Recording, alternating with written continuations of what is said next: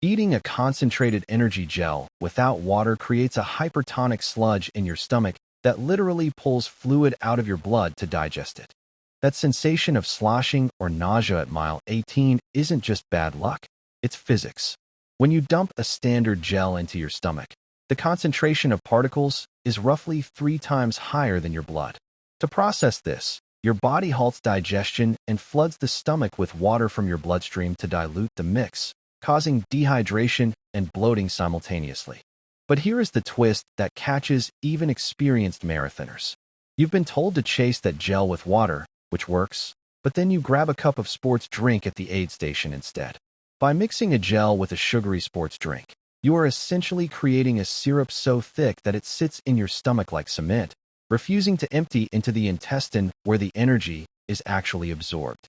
This is why high-carb liquid nutrition, drink mixes like Morton or Tailwind, often outperforms gels for runners with sensitive stomachs. Because the fuel is already dissolved in the correct amount of fluid, it bypasses that gastric holding tank. The trade-off?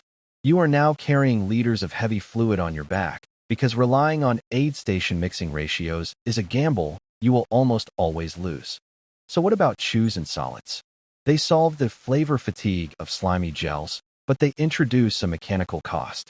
Chewing creates a choking hazard when you're breathing at threshold, and unlike liquids, solid food requires mechanical digestion before chemical digestion.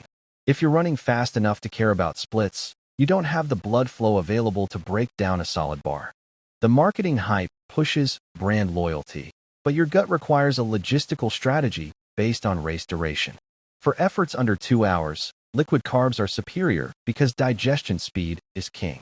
For ultra endurance, you start with solids while heart rate is low, transition to chews, and finish with gels or liquids as your GI system becomes compromised by stress.